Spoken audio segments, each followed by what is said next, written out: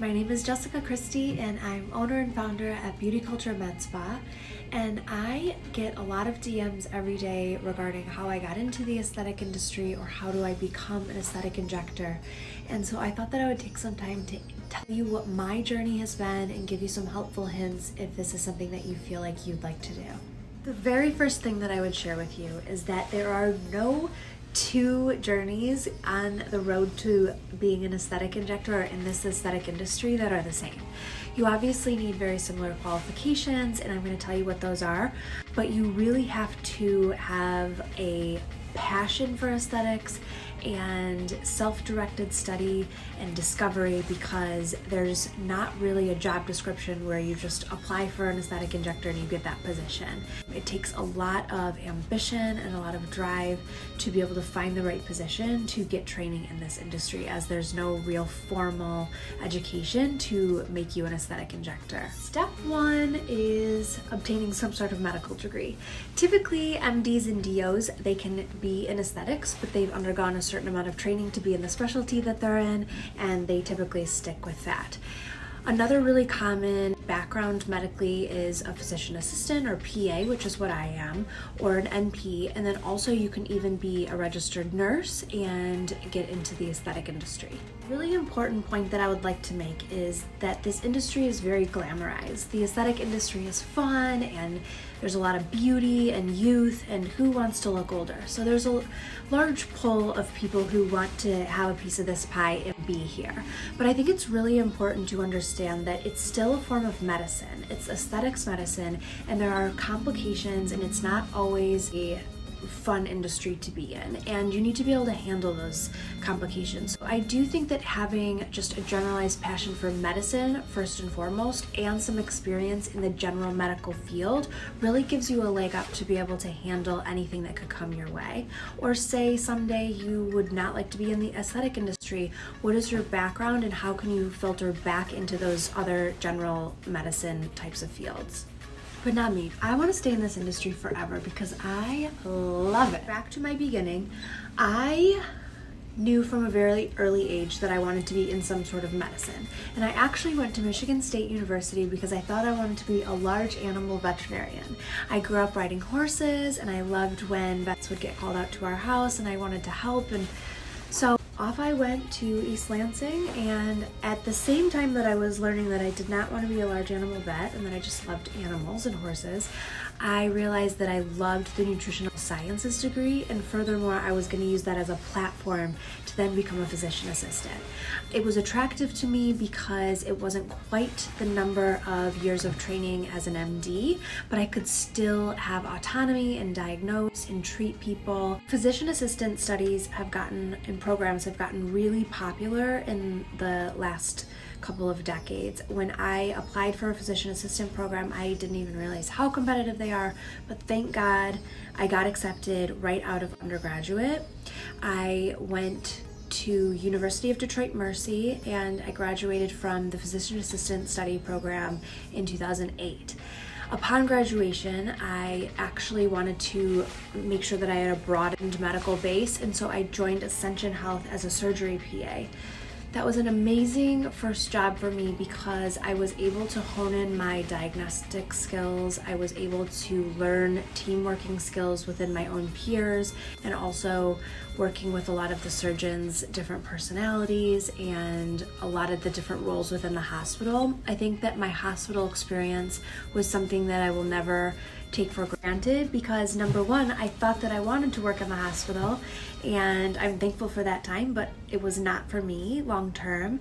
And I'm also really thankful for those experiences because in the acute care setting, you think critically, you think fast, and I have had to pull some of those skills out in different instances with my aesthetics practice. All right, so I had this job that I loved in the hospital, and obviously something had to change for me to go from that to now owning my own aesthetics practice.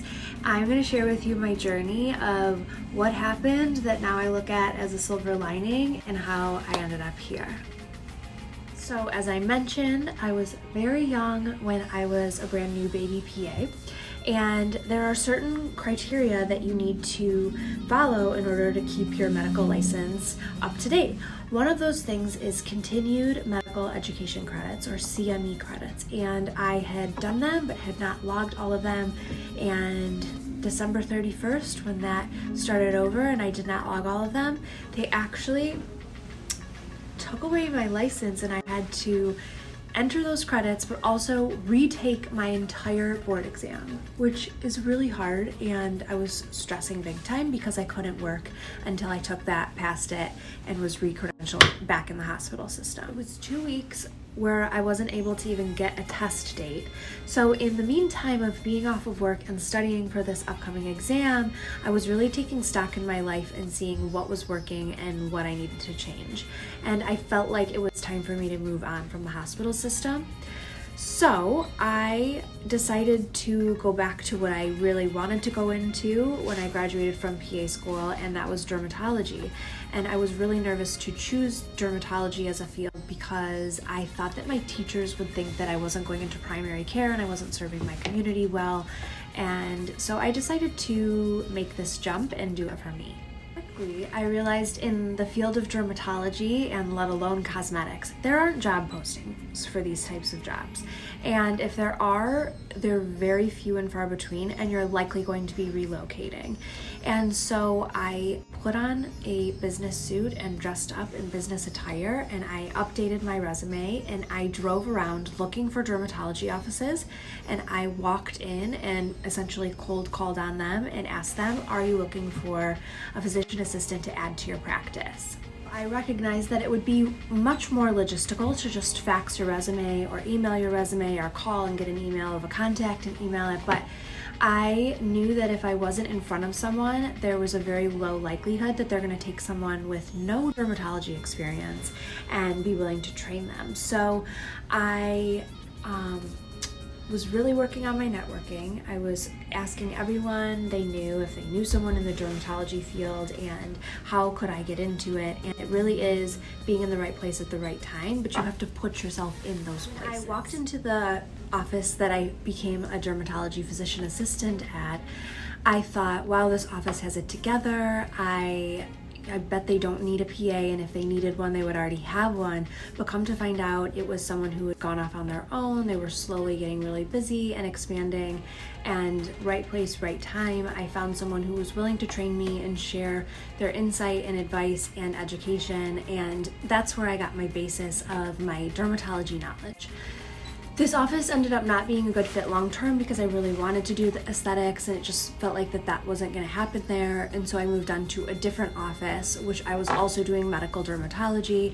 I was starting my family at the time. I was working just a few days a week, and I was slowly learning the aesthetics industry and learning what was working well there and what I would do differently. During this time that I really realized that everything in the aesthetics industry is new, fast-paced, fast-changing, and if you aren't on the forefront of the newest conference and talking to colleagues and networking well and working with people who are evolving constantly, you're not going to succeed in this industry. So